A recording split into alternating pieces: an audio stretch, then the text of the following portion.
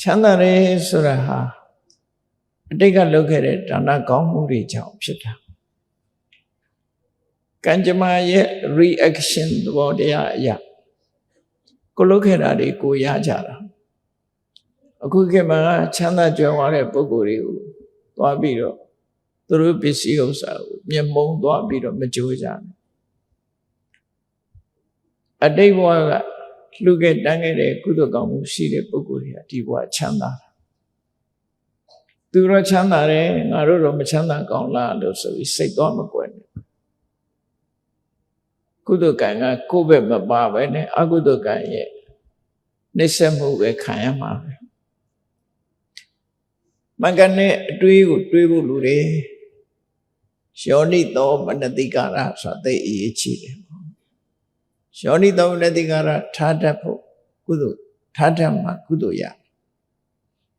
အဲ့ဒီလိုယောနိသောမနတိကာရချမ်းသာတဲ့လူတွေသူတို့အတိတ်ကကုသိုလ်ကောင်းမှုတွေ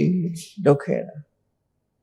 ငါလည်းဒီဘဝမှာမေ့နေလို့ဖြစ်ဘူးငါအတိုင်းတာနဲ့ငါလုံးမှပဲဆိုစိတ်ပေါက်မှဒီပုဂ္ဂိုလ်ဟာဆင်းရဲဒုက္ခလုံးတိုင်းပြည်တစ်ပြည်နိုင်ငံတစ်နိုင်ငံ poverty alleviation ဆိုတဲ့စီမံကိန်းရှိတယ်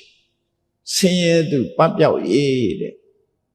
poverty ဆိုတာဆင်းရဲခြင်းဆင်းရဲမွဲတေမှုပပျောက်ရေးဘယ်လိုလုပ်လို့ရမှာမဟုတ်ဘူးလှူသူမလှူသူရှိနေသမျှကလပ်ပတ်လုံးလှူတဲ့လူကချမ်းသာမလှူတဲ့လူကဆင်းရဲဒီပုံစံအဲ့တော့ရှိနေမှာအဲ့တော့ဘယ်သူမပြုမိမိမှုဆိုတာရှိတယ်ဒီဘဝမှာပြည့်ပြည့်စုံစုံဘာလှုပ်လိုက်အောင်မြင်နေမလို့ရတောင်ဝေးကြတဲ့ကတထေးအိမ်သွားမွေးတယ်လူငယ်လေးတွေကလေးလေးတွေရှိရတယ်ဘာမှမလုပ်ရခင်သူ့အတွက်ကအစင်သင်ဖြစ်နေသူဘာမှမလုပ်ရသေးဘူးတထေးအိမ်သွားမွေးတာဆိုဆင်းရဲတဲ့အိမ်မွေးပြီဆိုလို့ရှိရင်အနိတောင်ပေးစရာမရှိဘူး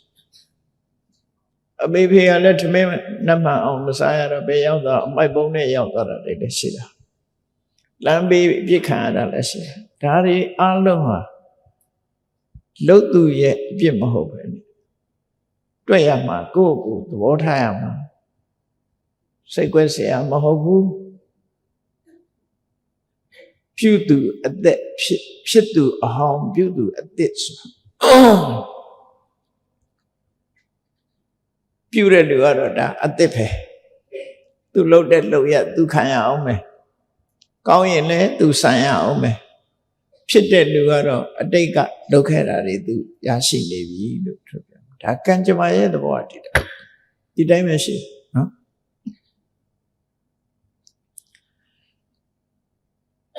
နောက်ဘဝမှာအစင်းလှခြင်းနဲ့ဆိုရင်စိတ်မတူနဲ့ဒေါသမကြီးနဲ့လူတကမြင်လို့ရှိရင်ပိယစက္ခုဟိတမ္ပတ္တန္တာဆိုချစ်ခင်သောမျက်လုံးနဲ့မေတ္တာမျက်လုံးနဲ့ပဲချစ်ဒေါသမျက်လုံးနဲ့မချစ်နဲ့မေတ္တာမျက်လုံးနဲ့ချစ်အဲ့ဒါရင်ဖြစ်ရဘဝမှာမျက်စိလှမျက်လုံးကြီးပြူးကြည့်ရင်တော့မှအဲ့ဒီပြူးကြီးပဲဖြစ်မှာပဲလို့သိကြတယ်ဒါကိုလှုပ်တာကိုရတာသူများကိုပြုံးကြည့်တဲ့အဖြစ်ဒီပြုံးရွှင်တဲ့မျက်နှာကိုရတာကိုလှုပ်တဲ့အလုပ်တွေကြီးပဲအလုံးဒီဘဝရောက်လာမှ plastic surgery လုပ်ပြီးတော့မေးယူပြင်ရတာနဲ့နှာခေါင်းပြင်ရတာနဲ့အနာခံပြီးတော့ပြင်နေနောက်ကြတော့လေဒုံရင်မှာဒါပါပဲဆိုတာဖြစ်တာနော်အခုကမြန်မာစကားအဆုံးသတ်ဒါပဲနော်ဆိုတာအဲ့ဒါပဲနော်ဒါပဲတိုးတော့လာမှာမဟုတ်ဒါပဲအဲ့ဒီစကားလေးကမှတ်နေဒါပဲနောက်ဆုံးတော့ဒါပဲနဲ့ပဲပြီးတာအားလုံးနောက်ဆုံးဒါပဲဒါပဲဆိုတာလေးတော့မှတ်တာနှလုံးသွင်းဖို့ဘာတွေလုံးနောက်ဆုံးတော့ဒါပါပဲအဲ့တော့ဒီဘဝမှာကောင်းနေဖို့အမှန်တမ်းအရေးကြီးတယ်လို့ဆိုကုသိုလ်ရအောင် vice attention လို့ခေါ်တယ်ယောနိသောမနတိကာရနဲ့အရာရာကိုနှလုံးသွင်းတတ်ရမယ်အဲ့လိုနှလုံးသွင်းမှ လူဟာကုသိုလ်စိတ်ဖြစ်တယ်ကုသိုလ်စိတ်ဖြစ်မှကုသိုလ်ရဲ့အကျိုးအာယောနိသောမနတိကာရဆို unwise attention မလိမ္မာနှလုံးသွင်းခြင်းဟာမလိမ္မိုးမလိမ္မာနှလုံးသွင်းခြင်းကြောင့်ဒီနှလုံးသွင်းမှုကကိုယ်အကုသိုလ်တွေရင်ထဲကိုဖြစ်စေတတ်လို့အကျိုးပေးတော့ကိုယ်ပဲခံရကိုယ်ပဲခံ wise attention ဆိုတဲ့ယောနိသောမနတိကာရမမကန်ကဆင်ញင်သုံးသပ်တတ်ပြီးဆိုကုသိုလ်ဖြစ်အောင်နှလုံးသွင်းတတ်ပြီးဆိုရင်ကိုယ်ရင်ထဲမှာကုသိုလ်ဖြစ်တယ်အဲ့တော့ကုသိုလ်ဖြစ်အောင်နေဖို့ရေကိစီကုသလဓမ္မသဗ္ဗေတိယောနိသောမနတိကာရမူလကတဲ့ဒီကုသိုလ်မှန်သမျှဟာယောနိသောမနတိကာရအခြေခံတယ်လို့ဆိုဘယ်ကုသိုလ်ပဲဖြစ်ဖြစ်ယောနိသောမနတိကာရရှိမှဖြစ်တယ်ယောနိသောမနတိကာရဆိုတာ wise attention လိမ္မာတဲ့အတွေ့အမြင်အသိဉာဏ်နဲ့ရှင်တဲ့အမြင်ဆင်ញင်စဉ်းစားမှုလို့ဆိုလို့ယောနိသောမနတိကာရအင်္ဂလိပ်လိုတော့ attention လို့ခေါ်တယ်တတိပြုမှုဒါသိအရေးကြီးတာဘယ်ရပဲဖြစ်ဖြစ်အကောင်းဘက်ကခွင့်လွတ်တဲ့ဘက်ကမေတ္တာမပြတ်တဲ့ဘက်ကချီးရှုပြီးတော့စဉ်းစားဓမ္မကိုမှအပြစ်လွတ်တာဖြစ်တယ်ဖျားဘူးလာရင်ရှေးတုန်းကမြို့သမီးတယောက်ဖျားရည်မြေမော်ရောက်တဲ့အခါကျတော့တရွေးထွေးသွားတာသူကမြင်တယ်လူတွေကလည်းဖျားရည်မြေမှာဗမာပြည်မှာတော့မှပဲကွန်တရွေးကနေရာတကထွေးတတ်တယ်လေဖျားတပြင်းရည်မြေမှာတရွေးထွေးသွားတာကိုမြင်တဲ့အမျိုးသမီးက unwise attention နဲ့ဘာလုပ်လိုက်တော့ဆိုဘယ်ဘာမှကထီထွေးသွားတော့ဆိုဆဲလိုက်တာတော့နော်ဘယ်အဟာမကဖောက်ထုတ်နဲ့ဆဲတာအဲ့ဒါဖောက်ထုတ်နဲ့သူဆဲလိုက်တယ်ဆဲပြီးတော့သူ့ပါလာတဲ့အဝတ်နဲ့အဲ့ဒီတတွေးကိုတုတ်တယ်တုတ်တာတော့အကောင်းပဲဒါပေမဲ့လို့သူကဘယ်ဖောက်အောက်ထုတ်မှုမှကဒါလုတ်သွားသလဲလို့ဆိုလိုက်တဲ့အခါကျသူကနောက်မှကျဖောက်အောက်ထုတ်ဖြစ်သွားအဲ့ဒါတတိထားရတယ်လို့ပြောတတိထားပါကိုလှုပ်လိုက်လို့ရှိရင်ကိုကကုသိုလ်ဖြစ်ခဲ့တဲ့နဲ့တန်ရှင်းလို့သည့်အတွက်ကြောင့်ချောချောလှလှလေးတော့ဖြစ်ပါရဲ့ဒါပေမဲ့သူများကိုဖောက်အောက်ထုတ်ကိုပြောလိုက်တာနဲ့သူလည်းဖောက်အောက်ထုတ်ပဲဖြစ်တယ်အဲ့ဒါလေးကိုတတိထားရတယ်လို့ဝစီဗေဒထိတိုင်းရှာဆိုတာနော်အဲ့တော့အမှတ်တမဲ့မလုံးဝဘူးအကုသိုလ်ဆိုတာလို့ပြောဝိတ္တခါတော့ကြတော့အတိဝါကကုသိုလ်ကောင်းမှုတွေလုပ်လာတယ်ကဘာတသိမ့်တဲ့ကြရပါရမီဖြည့်လာတဲ့ပုဂ္ဂိုလ်မျိုးရိုးမိဘမှာတကယ်ကိုသူ့အဖိုးကမင်းတကတထေးလို့ခေါ်တယ်မင်းတကဆိုတာစိတ်လို့အဓိပ္ပာယ်ရအိမ်ထဲမှာရွှေစိတ်ရုပ်ကြီးတွေရှိတယ်အဲ့ဒီရွှေစိတ်ရုပ်ကြီးတွေထဲမှာနှိပ်လိုက်လို့ရှိရင်လိုချင်တာတွေအကုန်ရတယ်ဆန်စီစာအဝတ်တန်းစာရွှေငွေရစာရွှေစိတ်ရုပ်ကြီးတွေနဲ့ကံကြမ္မာကပေးထားတဲ့ရွှေစိတ်ရုပ်ကြီးတွေပိုင်းဆိုင်တာဖြစ်လို့သူ့ကိုမင်းတကတထေးလို့ခေါ်တာသူကလည်းချမ်းသာတယ်သူ့မှာလည်းအစွမ်းတကူတွေရှိသူ့အစွမ်းတကူကဘာတော့ဆိုရင်သူ့ရဲ့ကိုယ်တော်စပယ်ကြီးတွေမှာစပားတွေရုံလျော့နေပြီဆိုရင်တမျက်စိပြောင်းလဲဥပုပ္ပါဆောင်အကုန်လုံးကိုယ်တော်တွေရှင်းလင်းပြီးတဲ့အခါမှာကောင်းကင်မော့ကြည့်လိုက်ပြီးတော့တောင်းတလိုက်တာနဲ့စပယ်ကြီးတွေပြန်ပြေးသွားတယ်ကောင်းကင်ကစပယ်ကြီးစပားမိုးတွေရွာပြီးတော့သူ့ကြည့်တယ်မှာပြေးသူ့ကြည့်စပယ်ကြီးကြီးဟာမြဲပြေးတယ်ဒါသူ့ရဲ့စွမ်းတကူထို့တူပဲတထေးတော်ကြီးကလည်းစွမ်းတကူရှိတယ် သူ့သားဖြစ်တဲ့တနည်းစရာကလည်းစွမ်းတကူရှိတယ်ချွေးမကလည်းစွမ်းတကူရှိတယ်နောက်ဆုံးမှာသူတို့အိမ်တာဝန်ယူပြီးတော့အလုပ်ကျန်းနေလုပ်ပေးနေတဲ့ခုခေတ်ဆိုရင်တော့နာမည်လှလှပေးပြန်ပေါ့ရှေးတုန်းကတော့ကျုံလို့ခေါ်တာပေါ့နော်အဲ့ဒီလူကလည်းပဲစွမ်းတကူရှိတယ်ထွန်ရက်စိုက်ပြုတ်ပေးတဲ့လူကလည်းစွမ်းတကူရှိတယ်အဲ့တော့သူတို့တွေဟာဘဝမှာကုသိုလ်ကောင်းမှုတွေလုပ်ခဲ့သည့်အတွက်ကြောင့်လူဘဝမှာထူးခြားတဲ့အရေးချင်းတွေရှိပြီးတော့အရက်တကာကလာပြီးတော့ကြည်ရလောက်အောင်ပဲကောင်းကုသိုလ်ကောင်းမှုဆိုတာတော်တော်ထူးဆန်းတာနော်တော်တော်ထူးဆန်းထူးဆန်းတဲ့ကုသိုလ်လို့ရင်ထူးဆန်းတဲ့အကျိုးပေးတာအဲ့တော့ကုသိုလ်ကောင်းမှုရဲ့အကျိုးကိုမယုံမရှိနဲ့လောကကြီးရဲ့သဘာဝကိုလို့ရင်ကိုရတယ်ဆိုတာရှိကိုလို့တဲ့အတိုင်းကိုရအဲ့ဒီလိုတစ်ချိန်တစ်ခါလုံးလိုက်တဲ့ကုသိုလ်ကောင်းမှုကြောင့်သူတို့ဟာအစွမ်းတကူထက်မြက်လာကြအဲ့ဒီမှာဝိသခာဟာသူ့ရဲ့အဖိုးမင်းကတထေးကြီးရဲ့သားထနင်းစရာအိမ်မှာလာပြီးတော့သမီးလေးလာဖြစ်တယ်နော်အဖိုးကချမ်းသာသားကချမ်းသာတိမ်လုံးချမ်းသာနေကြတဲ့ပုဂ္ဂိုလ်ရသော်ဘုရားကအဲ့ဒီဗတ္တိယမြို့ကိုကြွတဲ့အခါမှာဝိသခာငယ်ငယ်လေးရှိသေး9နှစ်ပဲရှိသေးအဲ့ဒီအချိန်မှာသူ့အဖိုးကသူ့မြေးလေးကိုခေါ်တယ်ငါသမီးမြတ်စွာဘုရားတို့ဗတ္တိယမြို့ကိုကြွလိုက်မယ်ငါသမီးလည်းမင်္ဂလာရှိတာပဲသမီးလေးသွားဖို့ဆိုပြီးတော့မြင်းလဲတမိုးကြီးမားတဲ့ယရနာတွေနဲ့ထားတဲ့မြင်းလဲအဲ့ဒီခေတ်ကတော့မြင်းလဲပဲရှိတာခုတော့ကားဝယ်ပေးလို့ရတယ်အဲ့တော့ကားလည်းမဟုတ်မြင်းလဲနဲ့သူ့ရဲ့အချမ်းရံနေနဲ့သူတို့တဲ့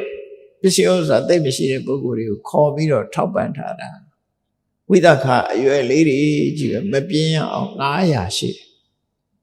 သူတို့900အတူနေအတူစားအတူကစားအတူသွားစီးစရာယထာမြင်းလှဲတွေ900နဲ့သွားလိုက်ရင်ကြောနဲ့အုပ်စုလိုက်နေကြတာသူတို့ group လေးမြတ်စွာဘုရားကြွလာတဲ့အခါကျတော့ဗရိယမြို့သူမြို့သားတွေကကြိုကြမယ်ကြိုတဲ့အခါကျတော့မေနကတထေးကြီးကငါမြည်ဖျားလာလိမ့်မယ်ဖျားကြွလာလိမ့်မယ်ငါသမီးကငါမြည်ကယထာ900နဲ့ငါမြည်ရဲ့အချမ်းရံသူတို့သမီး900နဲ့ဖျားကိုကြိုပါလို့အခမ်းအနားနဲ့အဲ့တော့ဝိသခာမြတ်စွာဘုရားကြွလာတာပထမဆုံးတွေ့တဲ့အချိန်ကျိုးဆိုပြီးမြတ်စွာဘုရားကိုဒီပရိသတ်ဟာလာရောက်ပြီးတော့ကျိုးဆိုနှုတ်ဆက်တဲ့အချိန်မှာမြတ်စွာဘုရားကပရိသတ်တွေမှာတရားဟောတယ်ရောက်တဲ့အချိန်သူတို့လှူဒန်းပြီးတဲ့အခါမြတ်စွာဘုရားတရားအဲ့ဒီမြတ်စွာဘုရားဟောတဲ့တရားကိုနာပြီးတော့ဝိသခာသောတာပန်ဖြစ်သွားတယ်အဲ့ဒါဗတ္တိယမြို့သူတထေးသမီးလေးတထေးကြီးရဲ့မြေးကလေးဝိသခာ9နှစ်အရွယ်သောတာပန်ဖြစ်သွားတယ်ကံကောင်းတယ်သူ့ရဲ့ဒီအသိပညာလည်းထက်မြက်တယ်လိမ္မာတယ်ယဉ်ကျေးတယ်ယဉ်ကျေးလို့9နှစ်အရွယ်လေးဖះကိုကြိုးဆိုတယ်ထင်မယ်သူကထက်မြက်ဥဆောင်နေတယ်နောက်သူအရွယ်ကလေးသိပ်မကြောက်ဘူးကောသရမင်းကြီးကဖေဝိတာရမင်းနဲ့သူတို့ကနမလဲပေါင်းလဲအိမ်တော်ပြုထားကြကောသရမင်းကြီးရဲ့နှမနဲ့ဖေဝိတာရမင်းကြီးကအိမ်တော်ပြုဖေဝိတာရမင်းကြီးရဲ့နှမနဲ့ကောသရမင်းကြီးကအိမ်တော်ပြုအဲ့ဒါကိုရွှေလန်းငွေလန်းဖောက်တယ်လို့ခေါ်တာပေါ့ရှိခဲ့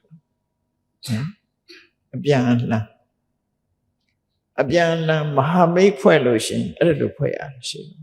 ပတ်စံနဲ့တယ်မရဆွေမျိုးကတော်လိုက်ကြတာ ဆွေမျိုးတော်ပြီးတော့ကောသလမင်းကြီးနဲ့ဗိမိသရမင်းတို့ဟာနှစ်ပြည့်တစ်ပြေရွှေလန်းငွေလန်းဖောက်ထားပြီကောသလမင်းကြီးရဲ့နိုင်ငံမှာချမ်းသာတဲ့ပုဂ္ဂိုလ်ကနဲတယ်ပြုတ်ပတ်လောက်အောင်တထေးကြီးတွေမရှိ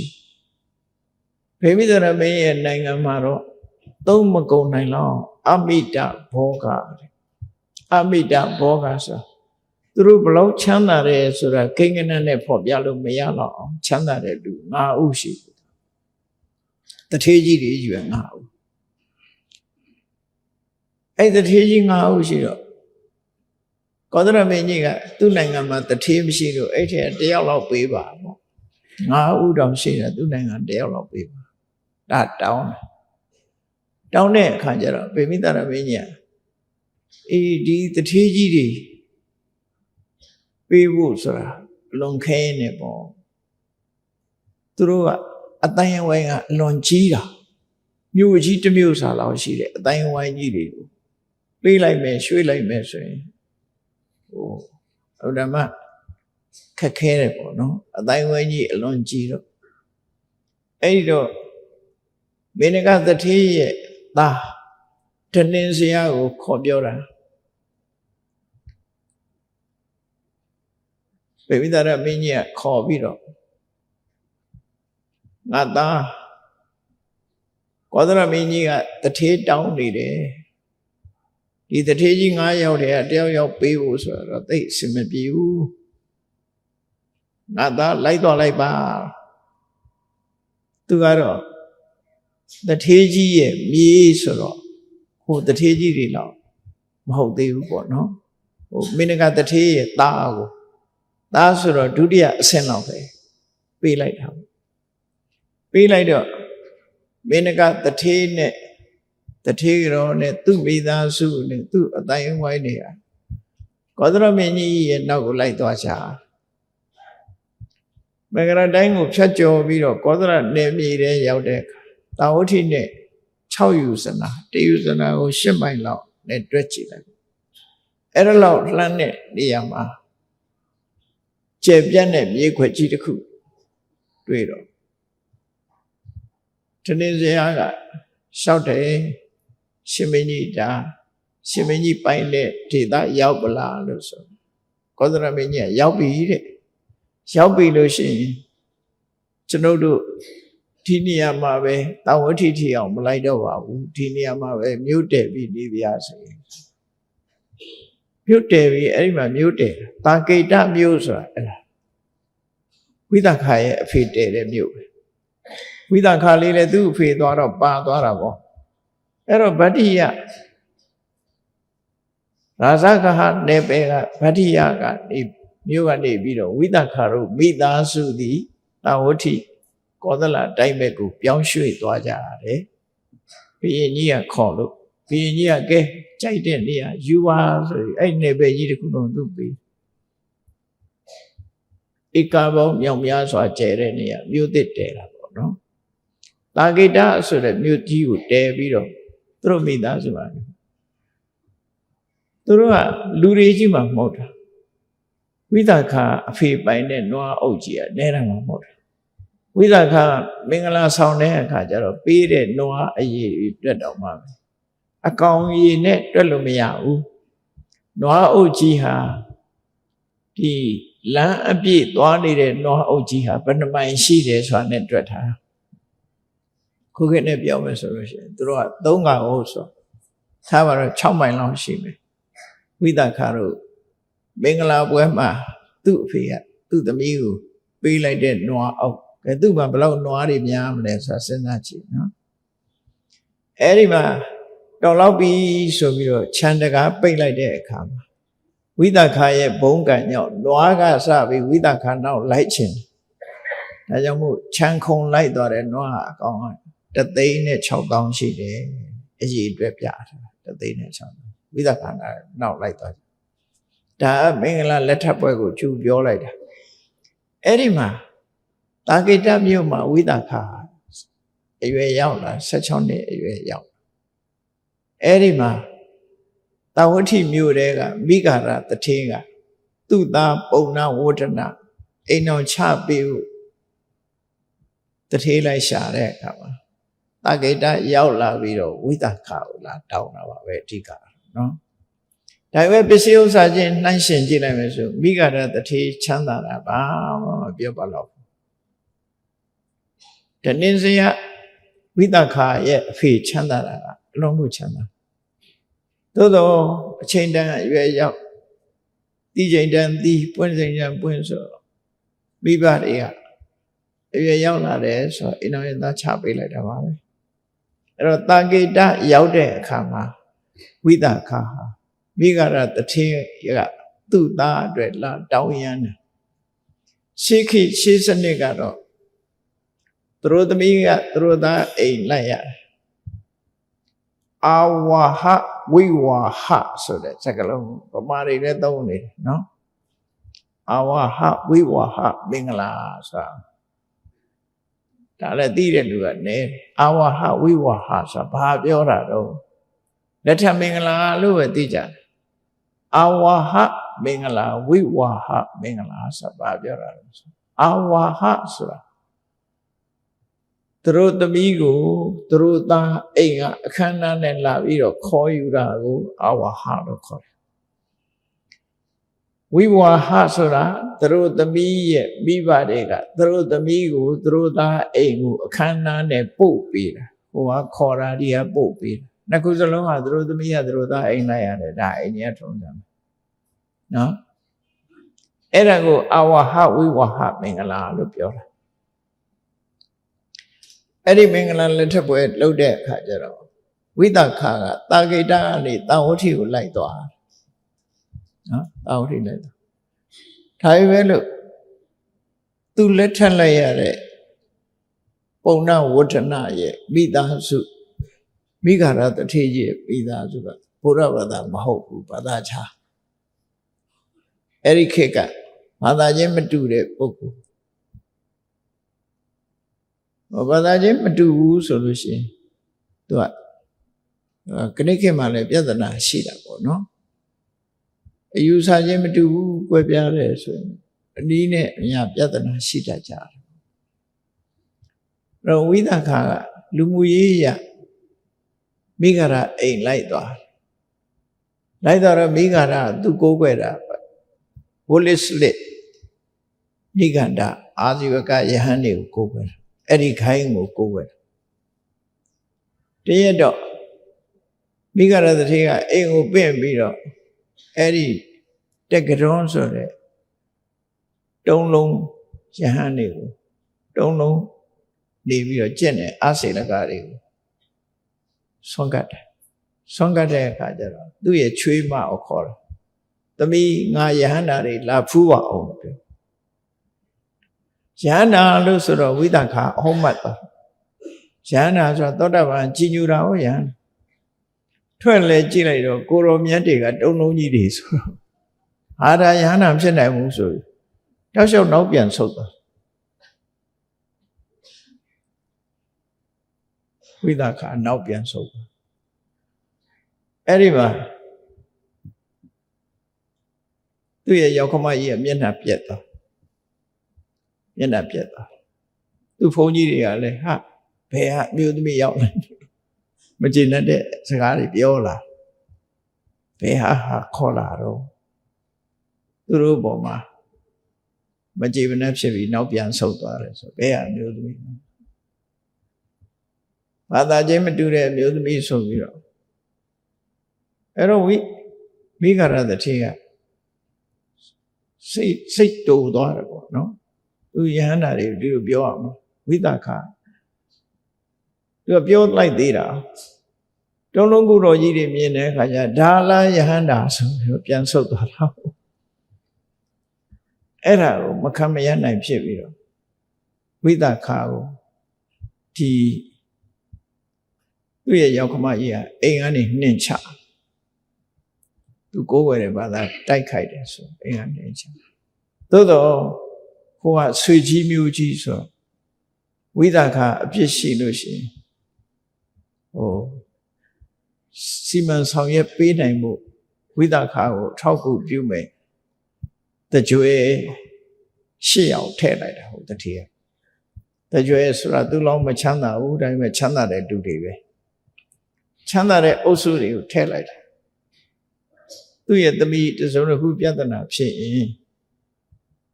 ကျွတ်တင်ပြီးတော့ဝိသခာဖြည့်ရှင်းပေးဖို့ဆိုပြီးထည့်ဝိသခာအစကြောင်းကတော့အကျယ်ကြီးပဲเนาะတို့ရင်တို့ချင်းပြောရမှာအဲ့ဒီမှာအဲ့ဒီတကြွယ်တွေကလာပြီးတော့ဒီပြဿနာကိုမေးမြန်းစစ်စစ်တဲ့အခါကျဒါဝိသခာရဲ့အပြစ်တခုမှမရှိဘူးဒါမလွန်ဘူးဝိသခာဘာသာရေးနဲ့ပတ်သက်ပြီးလွတ်လပ်ခွင့်ရှိတယ်သူရှ िख ိုးချင်မှရှ िख ိုးမှာပေါ့ဘယ်လိုလုပ်ရှ िख ိုးမှာတော့ဟိုကိုရောကြီးတဲ့အဝတ်မှမရှိတာအဲ့ဒါနဲ့ဆုံးဖြတ်လိုက်တော့သူနှင်ချလို့မရနှင်ချလို့မရတဲ့အခါကျမှဝိသခာကဲသူပြစ်ကင်းတယ်ဆိုရင်ဒီအိမ်မှာမနေတော့ဘူးဆင်းမယ်သူကပထမတထေးကြီးကဝိသခာကိုဆွဲထုတ်ခိုင်းသေးတယ်ဒါပေမဲ့အဲ့နာနေတဲ့လူတွေဝိသခာရဲ့တူရီကြီးပဲဆိုဘယ်သူမှဆွဲမထုတ်ဘူးဝိသခာနောက်ဆုံးတော့ဝိသခာသူအပြစ်ကင်းတယ်ဆိုတော့သိကြတယ်သူအပြစ်မလုပ်ဘဲနဲ့အပြစ်ရှိတယ်ပြောရင်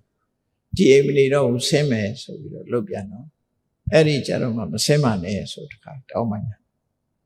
အဲ့ဒီလိုနဲ့သူဟာအဲ့ဒီရောက်သွားရှာနော်သို့တော့သူကမလှူရမတန်းရသူမနေနိုင်ဘူးတဲ့သောတာပန်ဆိုတော့သူကိုးခဲ့တဲ့ဖရာယဟန္တာတွေပြင့်နေတယ်အဲ့ဒါကိုသဘောတူလေရတယ်ဟိုတတိရောက်ခမသဘောတူပေးရသဘောတူတော့မြတ်စွာဘုရားကိုပြင့်ယဟန်တွေကိုပြင့်ဆွံ့ကြွေးအဲ့ဒီဆွံ့ကြွေးတဲ့အခါကျတော့သူကလည်းသူရောက်ခမလှုပ်တယ်လို့ပဲဆွံ့ကြွေးပြီးတရားဟောတော့မယ်ဆိုရောက်ခမကြီးကိုခေါ်တယ်လာပြီးတော့တရားနာပါဆိုဖိတ်တယ်အဲ့တော့ယတ္တမပြခြင်းယတ္တမပြခြင်းတော့တိတ်တိတ်ပုံတရားနာမယ်ဆိုလိုက်ကတွင်းကပဲသူနာတယ်မြတ်စွာဘုရားတရားဟောတဲ့အခါနာရင်နဲ့သူမြတ်စွာဘုရားတရားကိုသဘောကျပြီးတော့အသိဉာဏ်တွေရပြီးသောတာပန်ဖြစ်သွားတဲ့အခါကျတော့လိုက်ကဖွင့်ပြီးတော့မြတ်စွာဘုရားကိုရှ िख ိုးဝါချပြီးတော့ဝိသခာကိုလည်းခြေဆုတင်လို့သူ့ရဲ့မိခင်မှာပဲချွေးမကိုမိခင်အရာထားတာကိုမိဂရမာတာလို့ဝိသခာနာမည်တစ်ခုရပါအဲ့တော့ဝိသခာအကြောင်းကစိတ်ဝင်စားစရာတော့ကောင်းတယ်ပေါ့နော်အဲ့လိုနဲ့ဝိသခာဟာဖရာတရားတန်ခါသူဟာသောတာပန်ဖြစ်သည့်အတွက်ကြောင့်ဘသူပြောင်းလို့မှမပြောင်းဘူးဖရာကိုဗုဒ္ဓေအဝိစ္စပတာရဓမ္မေအဝိစ္စပတာရသံဃေအဝိစ္စပတာရအသိဉာဏ်နဲ့ဖရာတရားတန်ခါကိုယုံကြည်ုံမြမှာက၅ပါးသီလကိုအသက်ထက်မြတ်နိုးတယ်အသက်လောက်မြတ်နိုးတာမဟုတ်ဘူးအသက်ထက်မြတ်နိုးတယ်အသက်နဲ့၅ပါးသီလဘယ်အရွေးမလို့ဆိုအသက်ဖက်အဆုံးခံမယ်၅ပါးသီလအဆုံးခံတာအသက်ထက်မြတ်နိုးတယ်လို့ခေါ်တယ်အသက်ထက်မမြတ်နိုးတဲ့ပုဂ္ဂိုလ်ကတော့၅ပါးသီလဆိုတာနောက်လွယ်ပါတယ်ဆိုပြီးတော့အသက်ပဲလက်ခံနော်သူကြတော့အဲ့လိုမဟုတ်ဘူးအသက်ကတန်မှုမရှိဘူး၅ပါးသီလတန်မှုရှိတယ်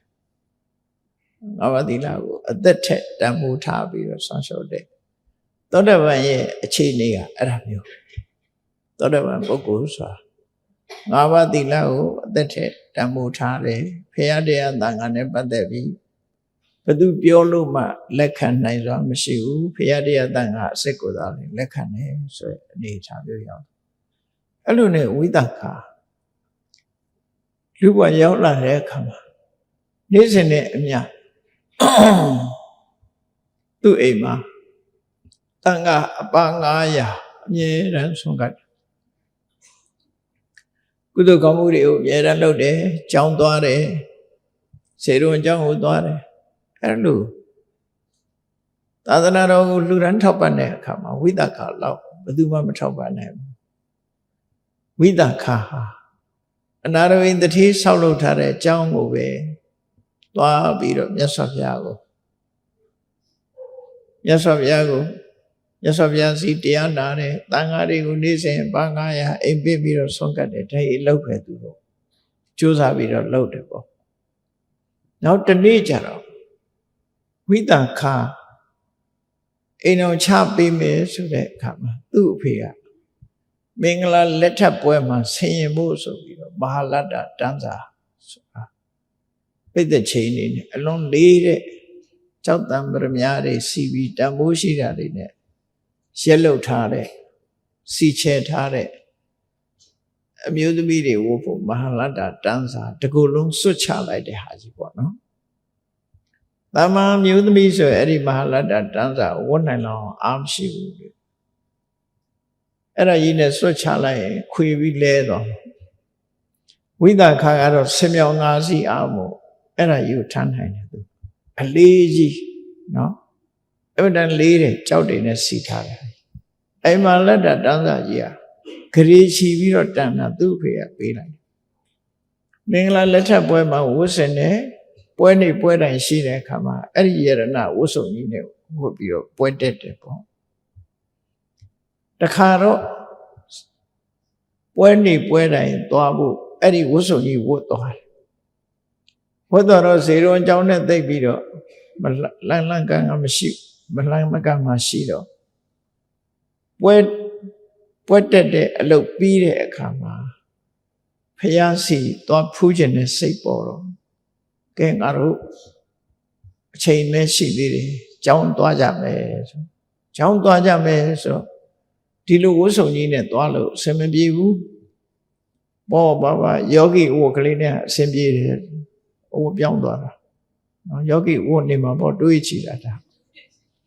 အဲ့ဒီအဝတ်လေးကိုပြောင်းလိုက်တယ်ပြောင်းပြီးတော့ဒီဝတ်စုံကြီးကိုချွတ်ပြီးတော့အထုပ်ထုတ်ပြီးဒါကိုထမ်းနိုင်တဲ့အမျိုးသမီးရလည်းပဲသူ့နာမှာအမြဲတမ်းဝေယဝိဆလုပ်နိုင်တဲ့အမျိုးသမီးတယောက်ပဲဒါကိုမနိုင်တယ်ကျန်တဲ့လူတွေမနိုင်ဒါအားလေးတယ်အခုကြောက်စိမ့်ပရိတို့ဘာလို့ကင်ကြည့်ပါလားကြောက်စိမ့်ခင်းကြီးတွေလေးကြီးတွေလေအဲ့လိုနေမှာပေါ့ဒါအားလေးတယ်အဲ့ဒီထုတ်ကြီးနဲ့ဘုရားကျောင်းသွားတယ်ထုတ်ကြီးကိုအမျိုးသမီးတယောက်ကယူပြီးတော့ဘုရားကျောင်းသွားမြတ်စွာဘုရားရှိခိုးဘုရားစီကတရားတွေပါနာပြီးတော့ပြန်ညမယ်အိမ်ပြန်ညမယ်ဆိုတော့အဲ့ဒီအမျိုးသမီးကအထုပ်ကြီးချထားပြီးမေ့ကြံရတယ်လမ်းကြမှာတတိယကျောင်းပြစ်မဲ့ရောက်တော့ဝိသခာအေးဘယ်မလဲမဟာလတ္တတန်းစာဝတ်မယ်ဆိုအဝတ်လဲမယ်လို့ပြောလိုက်တဲ့အခါကျတော့အဲ့ကျတော့မှကျောင်းမေ့နေပြီမေ့နေဖြစ်သွားအဲ့တော့ဝိသခာကသိတယ်ကျောင်းမှာဧည့်သည်တွေလာပြီးမေ့ကြံရတဲ့ပစ္စည်းဆိုရင်ကောက်ယူပြီးတော့ရှင်အနန္ဒာကသိမ်းထားရတယ်အဲ့တော့သူ့ထုတ်ကြီးလေတေချာပေါက်မေ့ကြံရတဲ့ဝတ်ဆိုရှင်အနန္ဒာသိမ်းထားမှာပဲသူတွေးကြည့်တာနဲ့သိတယ်အဲ့တော့သူအထုတ်သွားယူတဲ့အမျိုးသမီးကိုမှားလိုက်တာရှင်အာနန္ဒာသိမ်းထားပြီဆိုရင်တော့မယူခဲ့နဲ့တော့ရှင်အာနန္ဒာမသိမ်းဘူးငကိုနေရာမှာရှိတယ်ဆိုရင်တော့ယူလာခဲ့မှားလိုက်ဟိုကြောက်တဲ့အခါကျတော့ရှင်အာနန္ဒာသိမ်းထားတယ်ရှင်အာနန္ဒာထုတ်ပေးလိုက်တယ်ဒါပေမဲ့မယူခဲ့နဲ့ဆိုသူမယူရဲဘူးပြန်သွားတယ်ရှင်အာနန္ဒာထုတ်အဲ့တော့ဒီဝကြီးကဘာလို့ရမလဲတန်ကြီးကလည်းပဲ29ဂရေထင်တယ်တန်ကြီးရှိတယ်ဒါကြီးကိုရောင်းပြီးတော့ကျောင်းဆောက်ခြင်းဘုရားကိုလှူခြင်းကျောင်းဆောက်ခြင်းအဲ့တော့ဒီအဝတ်ကြီးဟာရှင်အနန္ဒာကင်ထားမှတော့ငါမိုးတော့ဘူးဆိုပြီးတန်ဖိုးကြီးတဲ့အဝတ်ကြီးကိုသူဆွန့်လွတ်လိုက်အဲ့ဒီမှာပေါ့ပါမဟာလတ္တတန်းစာဒီလောက်ယေရနာတွေမများတဲ့ပေါ့ပါဝတ်လို့ရတဲ့အဝတ်ကိုတော့သူ့ရောက်ခမကလုပ်ပေးထားတယ်မိဂရတတိကလုပ်ပေးထားတယ်အဲ့ဒီဝတ်စုံလေးရှိတယ်ပေါ့ဒါကြီးကအလွန်လေးအလွန်တန်ဖိုးကြီးအဲ့တော့ဒါကြီးကိုရောင်းချမယ်ရောင်းချပြီးကျောင်းဆောင်မယ်သူစဉ်းစားတော့ဝယ်မဲ့လို့မရှိ ဝယ်မလို့မရှိတော့ကိုယ့်အကိုပြန်ဝယ်လိုက်ရတယ်29ကလေးပြန်ဝယ်ပြီးတော့ကျောင်းဆောက်ဖို့နေရာကြီးလိုက်တဲ့အခါတာဝတိမြို့တောင်ဘက်မှာစေတော်ကျောင်းရှိတယ်တာဝတိမြို့ရဲ့အရှိအစိရဝတီမြေကမ်းဘက်မှာကျောင်းမရှိဘူးရမယံခမြတ်စွာဘုရားကမြို့အရှိထွက်ကြွသွားတဲ့အခါကျောင်းမရှိဘူးအဲ့ဒါနဲ့ရှေ့ကျောင်းကိုဆောက်မယ်ဆိုပြီးတော့မြေနေရဝယ်လိုက်တာအဲ့ဒီဝတ်စုံကြီးတန်ဖိုးတွေအကုန်ပေါင်း29ကလေးနဲ့ဝယ်ရတယ်နော်29ကလေးနဲ့ဝယ်ရအဲ့ဒီကျောင်းဆောက်တဲ့အခါလည်းပဲ29ကလေးကုန်တယ်ကျောင်းရည်စချပွဲကြီးလုပ်တဲ့အခါကျတော့လည်း29ကလေးကုန်တယ်အဲ့တော့အမျိုးသမီးတယောက်အနေနဲ့ဒီလောက်ကြီးမားတဲ့ငွေကြေးတနာကိုသုံးချပြီးတော့လှူနိုင်တန်းနိုင်တဲ့ဆိုပုဂ္ဂိုလ်ဟာဝိသခတယောက်ပဲရှိတယ်အဲ့ဒါနဲ့ကျောင်းမကြီးဝိသခဆိုသူဒီကျောင်းဆောက်ဖို့အတွက်ဘဝကိုကစုပန်ခဲ့ပြီးကျောင်းဆောက်ပြီးတဲ့အခါမှာသူဝမ်းသာကြည်နူးပြီးတော့သူစိတ်တွေအလုံးကိုဝမ်းသာကြည်နူးလို့ဥရန်တောင်ကျူခဲ့ရတဲ့နေရာထားမျိုးရှိအဲ့တော့ဝိသခမှာသာသမီ20ထွန်းကားတယ်တဲ့သာသမီ20ဆိုငယ်တော့ဖြစ်နိုင်မှာမလားလို့အောင်ဗမာပြည်မှာတော့18ယောက်မွေးတယ်ဆိုတာရှိတယ်ဒီပြင်လူတွေတော့အခုတော့ကြားနေတာရှိတယ်နိုင်ငံသားတွေမှာတော့မကဘူးရှိတယ်နော်ခွေးမွေးဝမွေးကိုမွေးနေတာ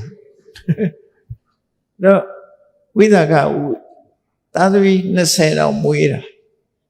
20မွေးတာအဲ့တော့အတိုင်းဝိုင်းကအလွန်ကြီးဝိသကရဲ့အုပ်စုပြီးတော့သူ့ရဲ့မိတ်ဆွေပေါင်းတင်နေရတယ်လွန်ကြီးမှာတော့ဝိသကဟာမြတ်စွာဘုရားနဲ့လည်းအလွန်ရင်းနှီးတယ်ဥပုပ်အကြောင်းကို7ပါးသီလဥပုပ်ဆောင်တာနဲ့ပတ်သက်ပြီးတော့မြတ်စွာဘုရားဟောထားတဲ့ဝိသခုပောသထသုတ်ဆိုတာရှိတယ်အဲ့ဒါဝိသခါကိုဟောတဲ့ဥပုပ်ပဲအဲ့တော့ဝိသခါတို့ရဲ့နေ့စဉ်အလုပ်ဟာပါတော့ဆိုလှူတွေတန်းနေဥပုပ်တရင်စောင့်တည်တယ်နော်ကြောင်းသွားတယ်တရားနာတယ်ဒီအလုပ်ပဲလုပ်တယ်သူအဓိကသူတို့မျိုးရိုးကလည်းငကိုယ်တည်းကချမ်းသာပြီးသားဆိုအထူးစီးပွားလည်းရှာတယ်မလို့ဘူးဝိသခါရဲ့နောက်လိုက်တွေသူလုပ်ငန်းတွေကိုလုပ်ပေးတဲ့ပုဂ္ဂိုလ်တွေကအတိုင်းဝိုင်းကြီးမြို့ကြီးတစ်မြို့စာလောက်ရှိတာ။နွားကြောင်မဲ့လူကလည်းသူ့ကြောင်နော်ရလာတဲ့နွားတို့တွေရောင်းချတယ်ဝိသခါတို့အိမ်ပို့တယ်အဲ့ဒါတွေကလည်းသူတို့ခေတ်ကမွေးမြူရေးနဲ့စိုက်ပျိုးရေးလို့ပြောဒါပေမဲ့ကြက်မွေးတာဝက်မွေးတာမဟုတ်ဘူးငါးမွေးတာမဟုတ်ဘူးနွားမွေးပြီးတော့နှုတ်စားနွားမမွေးပြီးတော့စီဝါလောက်တာတော့နှုတ်စားနွားမမွေးတာအကုသိုလ်ဖြစ်တယ်လို့တချို့ကထင်တယ်မဖြစ်ပါအကုသိုလ်မဖြစ်ဘူးနှုတ်ညစ်ယူတာအကုသိုလ်ဖြစ်လားလို့မဖြစ်ပါဘူး။ဘာကြောင့်အကုသိုလ်မဖြစ်တယ်လဲ။သို့တော့နွားတို့ညှစ်တဲ့အခါမှာစီကံရှိရမယ်။နွားကလေးတွေတောက်ဖို့အတွက်ခြံထားရမယ်။နွားမကြီးတွေကိုဝအောင်စာကျွေးရမယ်။ဒါကိုတောင်ကိုကျွေးထားတယ်။ကျွေးထားတဲ့တဲ့ကနေနွားကလေးတွေစုပ်ကိုနှုတ်ကိုခြံပြီးတော့ညှစ်ရမယ်။အဲ့ဒါလို့နွားတစ်ဝက်ကိုတစ်ဝက်ပေါ့။ကိုကကျွေးမွေးခါကိုရတဲ့သဘောပေါ့နော်။အဲ့ဒါလို့အကုသိုလ်အလုပ်မျိုးမဟုတ်ဘဲနဲ့ကုသိုလ်ဖြစ်တဲ့အလုပ်မျိုးပဲဒါဖြင့်ကြက်မွေးပြီးတော့ဥစားနေရောဆိုတော့နွားတို့ညစ်တာတော့သူများအသက်တတ်တာမဟုတ်ဘူးလေနွားရဲ့အသက်ဘာမှမထိခိုက်ဘူးသူတဏ္ဍာကနေပြီးတော့ရှားနိုင်တဲ့ဟာတစ်ခုကိုယူတာပဲဖြစ်တယ်ကျက်ဥကြတာအဲ့ဒါမျိုးမဟုတ်ဘူးကျက်ကပထမဥအဖြစ်မွေးလိုက်တဲ့ထဲမှာ တတိသားပါသွားပြီအဲ့ထက်မှာကျက်ဥရမှာတတိသားပါဘာလို့လဲဆိုတော့သူတို့ရဲ့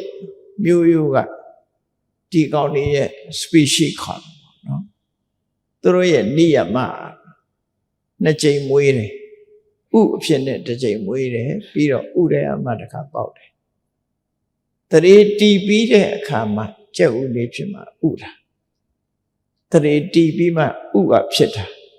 အဲ့ဒီဥဖြစ်ပြီးတော့မှဥကိုကျက်ဥလိုက်တယ်အဲ့ဒီဥတွေကကျက်မကဝတ်ပေးတယ်ဆိုတာဒီတရေသားလေးရင့်ကျက်လာအောင်လုပ်တဲ့သဘောပဲရှိတယ်နော်စတယ်ပါပြီသားအဲ့ဒါတော့နွားတို့ညှင်းထားတယ်မတူဘူးအဲ့ဒါတော့အကုသိုလ်ဖြစ်တယ်နော်ကျက်ရဲ့တရဝရဲ့အသက်တွေကိုတတ်ရရောက်တယ်ပေါ့နော်တချို့ကလည်းပြည့်မရှိဘူးလို့ထင်တဲ့လူတွေရှိတာမှန်တော့တတိရှိလို့ဒီကျက်ဥဟာဒီပုံစံဖြစ်သွားတာတတိမတည်ရင်မဖြစ်ဘူးလေဒီလိုစုသွားတာကိုကအတွင်းထဲကတရဝလေးချောင်ဖြစ်တာလို့အဲ့ဒါဆိုလို့ရှိရင်တော့ကျက်ဥဆိုတာတော့ပါဏာတိပါဒနဲ့လွတ်เสียအကြောင်းမရှိဘူးပေါ့နော်နွားနှုတ်ကြတော့အဲ့ဒါမျိုးမဖြစ်ဘူးနွားစီရရတယ်နှုတ်အဲ့ဒီလိုဝိသခါတို့ရဲ့စီပွားရေးစိုက်ပျိုးရေးလည်းလုပ်တယ်နွားမွေးတယ်ဒိန်တို့ဘာလို့ရောင်းတယ်နွားအတွက်နှုတ်အတွက်ပစ္စည်းတွေရောင်းတယ်အဲ့လိုနဲ့နေထိုင်စားတော့ကိုယ်ရောင်းကိုယ်ဝယ်လုပ်တယ်ပေါ့ဒါအနာရမေရဲ့စီပွားရေးကလည်းဒီတိုင်းပဲဝိသခါရဲ့စီပွားရေးကလည်းဒီတိုင်းအဲ့တော့အဲ့ဒီစီပွားရေးနဲ့လောက်ကင်စားတော့ရင်နဲ့ကျောင်းကြီးတစ်ဆောင်သူဆောက်လို့လှူဒန်းနိုင်ပြီးတော့သူတို့ရဲ့သာသနာတော်မှာကိုထောက်ပံ့မှုကအလုံးကိုကြီးမားတယ်ဝိသခါတို့အနာရမေတို့ဆိုတာမြို့မျက်နှာဖုံးဖြစ်ုံမြမကဘုရားသာသနာရဲ့မျက်နှာဖုံးနဲ့ဖြစ်ကြအားလုံးသူတို့ဟာလူလေသေးမရှိအောင်ကိုကြီးထောက်ပံ့ကြတယ်အဲ့လိုနေတဲ့အပြင်မှာဝိသခါမြို့သမီးကြီးကုသိုလ်ရှုတတ်ပုံကိုကြည့်ရမယ်ဆိုကျောင်းဆောင်လူနေစဉ်လူယူမြတ်မကဥပုသ္တိလစောက်တည်ပြီးတော့ပြီးသားတကယ်ကိုစိတ်ထားမြင့်မြတ်နေယူမြတ်မကသူ့ရဲ့ဒီအမျှော်အမြင်ကလည်းအလွန်ကြီးမားတယ်လို့ပြောတယ်။မျှော်မြင်ကြီးပါတယ်။တခါမြတ်စွာဘုရားကဗာရာဏသီကနေပြီးတော့တာဝတိကိုကြွလာ။အဲ့ဒီတာဝတိကိုကြွလာတဲ့အခါမှာဝိသခါကသွားရောက်ပြီးတော့မြတ်စွာဘုရားကိုကြော့တယ်။မြတ်စွာဘုရားကတရားဟောတယ်။တရားဟောတဲ့အခါမှာတရားပါနာပြီးတော့စိတ်ကြည်နူးမှုတွေရပြီးမြတ်စွာဘုရားကိုကြော့ပြီးပြန်တဲ့အခါမှာမြတ်စွာဘုရားခီးကြွလာကစားဖြစ်လို့နောက်ရကြရင်သူ့အိမ်ကိုဆုံးဖုံးပြီးကြွတော်မူပါလို့တန်ဃာတွေရောအကုန်လုံးမြတ်စွာဘုရားရောနောက်ရက်အတွက်သူကဆွမ်းစားပင်နော်ဆွမ်းစားပင်တော့သူဆွမ်းစားပင်ပြီးတော့အဲ့ဒီနေ့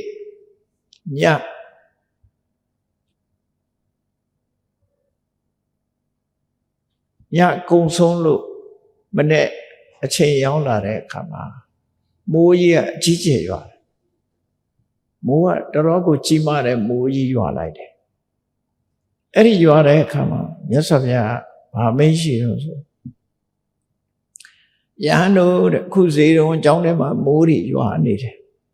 အဲ့ဒီရွာသလိုပဲတဲ့ကျွန်းကြီး၄ကျွန်းမှာလည်းပဲမိုးတွေရွာနေတယ်ဇေတုံကျောင်းတစ်ကျောင်းထဲမိုးရွာတာမဟုတ်ဘူးတာဝတိတစ်မြို့ထဲရွာတာမဟုတ်ဘူးကောသလတိုင်းတိုင်းနဲ့ရွာတာမဟုတ်ဘူးကျွန်းကြီး၄ကျွန်းလုံး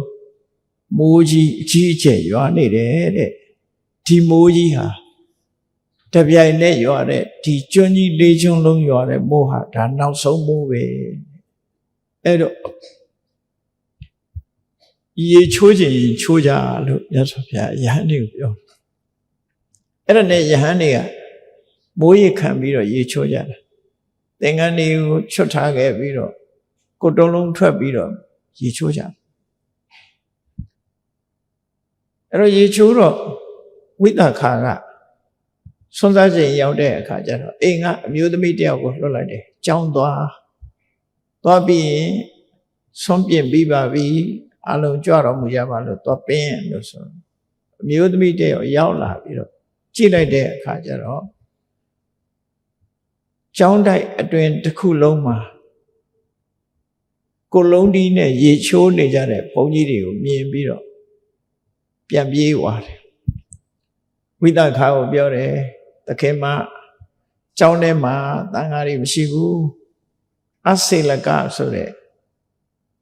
ကိုတုံးလုံးနေတဲ့ယဟန်တွေရောက်ပြီးတော့ရေချိုးနေကြတယ်တော့ဝိသခာကတော့ပညာရှိတော့စဉ်းစားတယ်ဒါကမိုးရွာတော့ရေခမ်းဆိုတာလို့မိုးရွာတော့ရေချိုးကြတာပဲဖြစ်လိမ့်မယ်သူဟာနားမလဲလို့ပြန်လာတာအဲ့တော့တော့ပင်အောင်ထပ်ပြီးတော့ရှိတယ်အဲ့ချိန်ကျတော့ကိုရော်တွေကရေချိုးပြီးလို့သင်္ကန်းတွေဘာတွေဝတ်ပြီးကြောင်းထဲဝင်သွားကြပြီတပားမှမရှိတော့အပြင်မှာအဲ့ဒီကျတော့လေခိုင်းလိုက်တဲ့အမျိုးသမီးကကြောင်းထဲဝင်ကြောင်းအရန်ကြောင်းထဲကြည့်လိုက်တဲ့အခါဘုန်းကြီးတပားမှမတွေ့တော့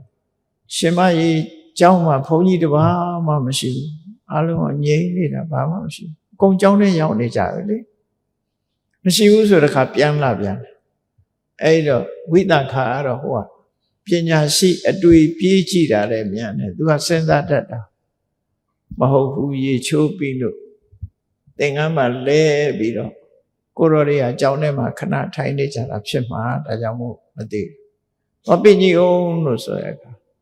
မြတ်စွာဘုရားကယဟန်တွေကိုကဲဝိသခာကအပင်လွတ်နေပြီဆွမ်းကြိမ်တန်းနေပြီဒါပေမဲ့လို့သာဝတိမြို့တစ်မြို့လုံးရောအကုန်လုံးလေးချုံလုံးရွာထားတဲ့မိုးကြီးကမိုးရီတွေကစီးနေတော့မှရှိသေးတယ်အဲ့ဒီမှာမြတ်စွာဘုရားကကဲသင်္ကန်းတပိတ်ပညာဝိသခာအိမ်သွားမယ်ကွေးထားတဲ့လက်ကိုဆန့်လိုက်တယ်လို့ဆန့်ထားတဲ့လက်ကိုကွေးလိုက်တယ်လို့စေရွန်เจ้าမှာဝုတ်ခနဲ့ပျောက်ပြီးဝိသခာရဲ့အိမ်တကားပေါက်ရောက်သွားကြတယ်အဲ့ဒီမှာဝိသခာကြည့်ပြီးတော့အော်ဘွယ်ကောင်းလိုက်တာဒီလောက်ရေဒီစီးဆင်းနေတဲ့အချိန်မှာဘယ်ကိုယ်တော်မှခြေတော့လည်းရေမစွဘူးသင်္ကန်းတွေလည်းဘယ်သူမှရေမစွဘူးမြတ်စွာဘုရားရဲ့တကူဟာအော်ဘွယ်ကောင်းလာပါတယ်ဆိုပြီးတော့သူဝမ်းမြောက်ဝမ်းသာဖြစ်ပြီးတော့ယဟန်တွေကိုအဲ့ဒီမှာဆုံးကတ်တယ်ပေါ့နော်ဆုံးပါကပ်ပြီးတဲ့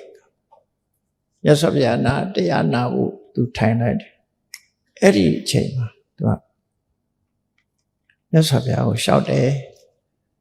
သူစဉ်းစားတာကဒီအခြေအနေလေးတစ်ခုကိုကြည့်ပြီးတော့သူကစဉ်းစားတာ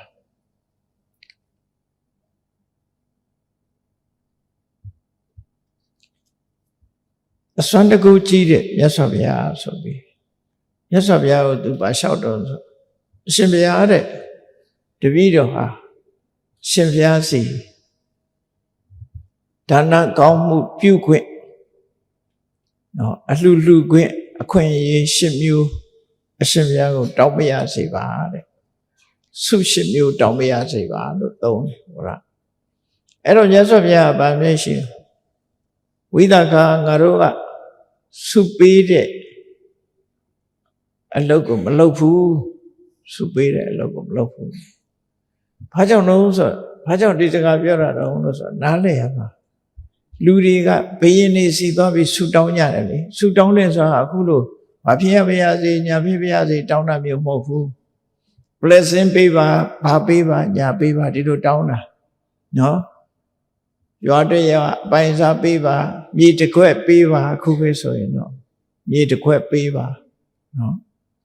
အိမ်ဆောက်ဖို့မြေတစ်ခွက်ပေးပါဘာပေးပါညာပေးပါအဲ့လိုတောင်းတာမျိုးဆုလို့ခေါ်တယ်ဟိုဆုတောင်းနေတယ်နဲ့သွားပြီးမရောနေတယ်နော်ဆုလို့ပဲခေါ်တယ်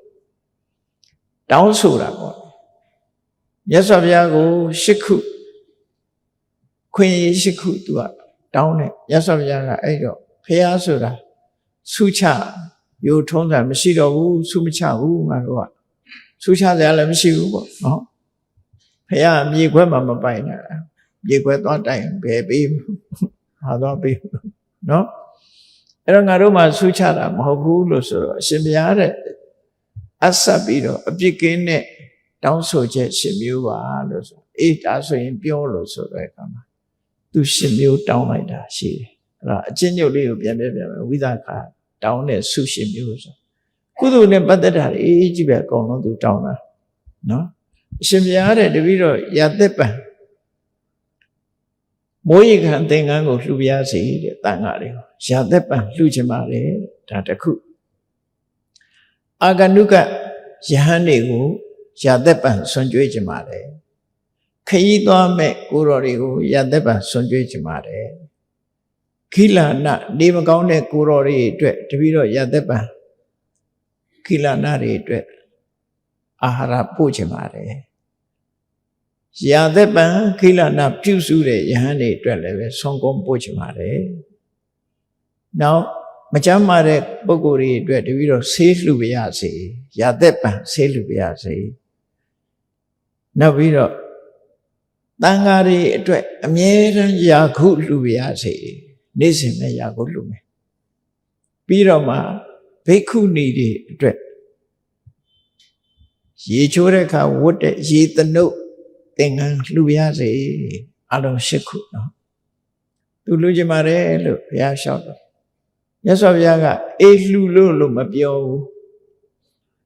ဘာကြောင့်မင်းဒီစုကိုတောင်းတာတော့ဘာကြောင့်တောင်းတာတော့လို့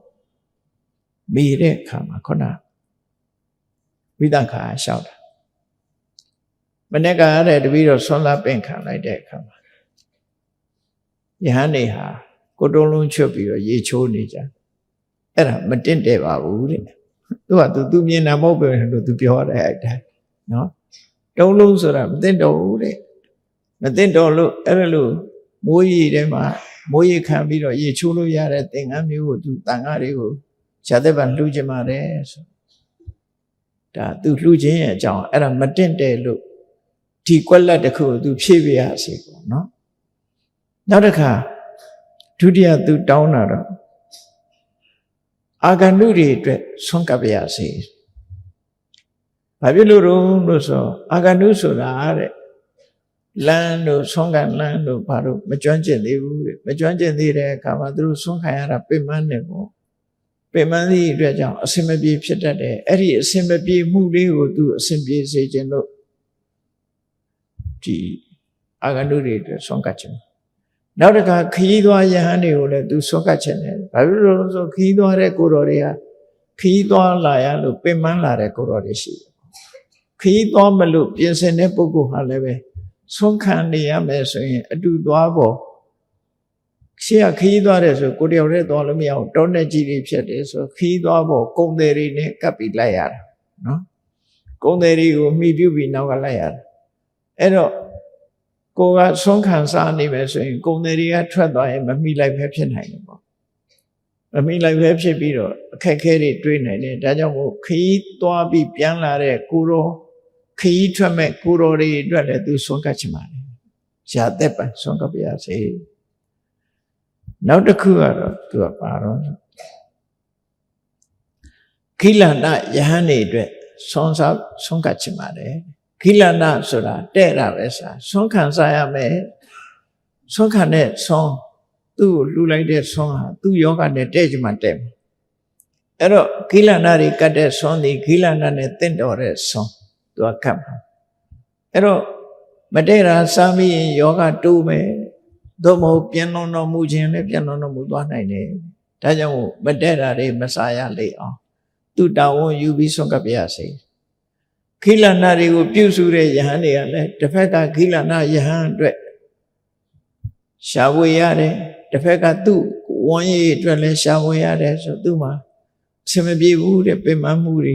ဖြစ်တတ်တယ်ဒါကြောင့်သူ့အတွက်လည်းတာဝန်ယူပြရစေကိလနာယဟန်တွေအတွက်လည်းပဲဆေးဝါဒဆမလုံလောက်လို့ယောဂတိုးပြီးတော့ပြန်လွန်တော်မူရတယ်ဆိုတာမဖြစ်ရအောင်လိုအပ်တဲ့ဆေးဝါးသူလှူရစေအဲ့ဒါလေးကိုတောင်းဆိုနော်အကယ်၍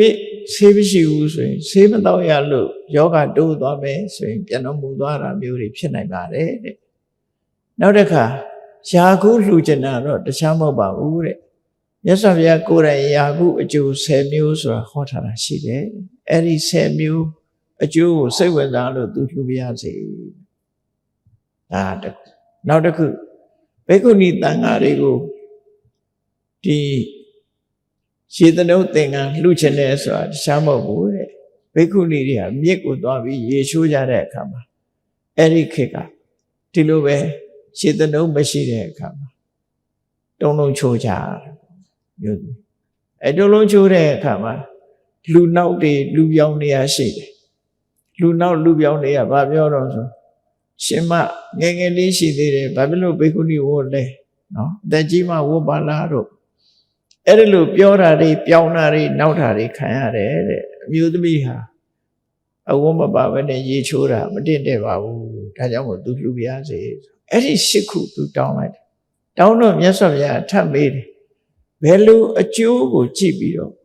ဆုတောင်းတာတော့ဆိုခေါင်းကသူဒီမိုးရေကန်သင်္ကန်းကိုလှူထားခြင်းအပြင်ရေချိုးခြင်းသူကအိန္ဒိယချိုးနိုင်တယ်အာဂနုယဟန်ဆိုရင်အပန်းပြေတယ်ဆွန်ကပ်လည်းရတယ်ခီးသွားမဲ့ယဟန်ဆိုရင်အဆင်ပြေတယ်မပင်မပန်းနောက်ဂိလနာယဟန်အတွက်ဆွန်လူတာတို့ဂိလနုပဒေကဆွန်လူတာတို့ဂိလနာဘေသစ္စဆေးလူတာတို့နေမကောင်းတဲ့ပုဂ္ဂိုလ်ဆိုတာ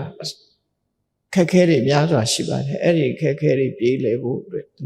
ရည်ညွှန်းပါတယ်နောက်ယာကုကြတော့အကျိုး10မျိုးကိုကြည့်ပြီးတော့သူဟာယာကုအကျိုး10မျိုးဆိုတာဘာလို့ဆိုရင်ယာကုလှူတဲ့ပုဂ္ဂိုလ်ဟာအသက်ကိုလှူရရောက်တယ်အဆင်းကိုလှူရရောက်တယ်ဆိုလိုတာယာကုတောက်လိုက်ရင်လည်းအသက်ရှည်နိုင်တယ်အသက်ရှည်တယ်အဆင်းလာတယ်ခွန်အားကြီးမားတယ်ချမ်းသာကြီးတယ်ဉာဏ်ပညာကြီးတယ်ဆိုတဲ့အကျိုး5မျိုးဒါအပြင်ယာကုတောက်လိုက်လို့ရှိရင်အစာပြေတယ်ရေငတ်ပြေတယ်ဒါလည်းအကျိုးပဲအစာပြေတာတစ်ခုရေငတ်ပြေတာတစ်ခုနောက်တစ်ခုယာကုတောက်ထားသဖြင့်လေကအထက်မတက်ဖ ೇನೆ လေစုံတယ်နော်လေနာမထားဘူးတဲ့ဒါလည်းမကဘူးယာကုတောက်ခြင်းအပြင်နဲ့စီကိုရွှင်စေတယ်စီကိုလည်းရွှင်စေတယ်အစာကိုလည်းကြည်ညက်စေတယ်အဲ့ဒီအကျိုး10မျိုးကိုမျှော်ကိုပြီးတော့သူလုပ်ထားပါတဲ့နောက်အမျိုးသမီးတွေတုံးလုံးချွတ်ချိုးတာမကောင်းလို့သူပြပြစေဒါနောက်တစ်ခါကျတော့အလုံးဒီ၈ခုကိုသူအကျိုးတွေကိုရည်ညွှန်းပြီးတော့သူလျှောက်တယ်လျှောက်ပြီးတဲ့အခါမှာသူဘာပြောတော့ဆိုတပည့်တော်လှူထားလိုက်လို့ဒီအလှူတွေလှူထားရသဖြင့်မြတ်စွာဘုရားကဘယ်ယဟန်ဖြစ်သောတပန်ဖြစ်သွားပြီဘယ်ယဟန်ကသဂရကံဖြစ်သွားပြီလို့ပြန်တော်မူသွားတဲ့ကိုတော်တွေအကြောင်းကိုတစ်ခါဟောလေးရှိတယ်ပေါ့နော်သူကသောတပန်သူကသဂရကံသူကယဟန်တာနဲ့ဆိုပြောလေးရှိအဲ့ဒီကြလို့ရှိရင်တပည့်တော်မှာဒီကိုတော်တဝဋ္ဌိရောက်ဖူးသလားရောက်ဖူးတယ်ဆိုရင်သူလှူတဲ့အလှူလက်ခံမှုတယ်ဆိုပြီးပီတိဖြစ်ရပါတယ်အဲ့ဒါတွေ့လိုက်တဲ့အခါမှာပီတိဖြစ်ရတယ်ပီတိဖြစ်ုံလည်းမကဘူးဝမ်းမြောက်ဝမ်းသာပီတိဖြစ်ပြီးတော့ပတ္တတိဆိုတဲ့ကိုယ်စိတ်နှလုံးငြိမ်းချမ်းမှုပတ္တတိဖြစ်သည့်အတွက်ကြောင့်စိတ်ချမ်းသာကိုယ်ချမ်းသာရမှုစိတ်ချမ်းသာကိုယ်ချမ်းသာရသဖြင့်တမာတိတရားတည်ကြည်မှုသူ့ရင်ထဲမှာပီတိပတ္တတိဒုက္ခတမာတိဆိုတဲ့ဒီစိတ်ရဲ့စိတ်ဆွမ်းအားတွေဟာကိုယ့်ရင်ထဲမှာဖြစ်လာတဲ့အခါမှာတဲ့အဲ့ဒီစိတ်ဆွမ်းအားတွေကိုအကြောင်းပြုပြီးတော့သူ့ရင်ထဲမှာအိန္ဒြေလို့ခေါ်တဲ့တတ္တဝိရိယတတိသမာဓိပညာဆိုတာတွေသူ့ရင်ထဲမှာတိုးပွားပြီးသားဖြစ်တယ်တဲ့တတ္တဝိရိယတတိသမာဓိပညာဆိုတဲ့စွမ်းအားတွေသူ့ရင်ထဲမှာဖြစ်တယ်တဲ့တတ္တဝိရိယတတိသမာဓိဆိုတာတွေဖြစ်တယ်လို့ဘုဇင်တရားတွေလည်းသူ့ရင်ထဲမှာဖြစ်ရပါတယ်ဒါကိုအာယုပြုပြီးပီတိဖြစ်ရင်ပီတိတံဘုဇင်တွေဖြစ်တယ်ပေါ့နော်အဲ့ဒါလို့ရင်ထဲမှာတရားတွေပွားပြီးသားဖြစ်သွားလို့ဒီအကျိုးတရားကိုမျှော်ကိုပြီးတော့တပည့်တော်လှူကျင်တာဖြစ်ပါတယ်ဆိုတော့မြတ်စွာဘုရားကအေးဒါဆိုရင် လှူပါလို့ဆိုဝိသခာကိုဒီအနုမောဒနာတရားဟောပြီးတော့ကြောင်းပြန်ရောက်တဲ့အခါကျတော့ယဟန်တန်ဃာတွေကိုဝိသခာတောင်းတဲ့အတိုင်းပဲဝတိကတာတိကဆိုတဲ့မိုးရင်သင်္ကန်းကိုလက်ခံခွင့်ပြုတယ်ကိလနာပတ္တကိုလည်းလက်ခံခွင့်ပြုတယ်ကပိကအာဂန္တုကပတ္တကပိကပတ္တဆိုတဲ့စွမ်းတွေကိုလည်းလက်ခံနိုင်တယ်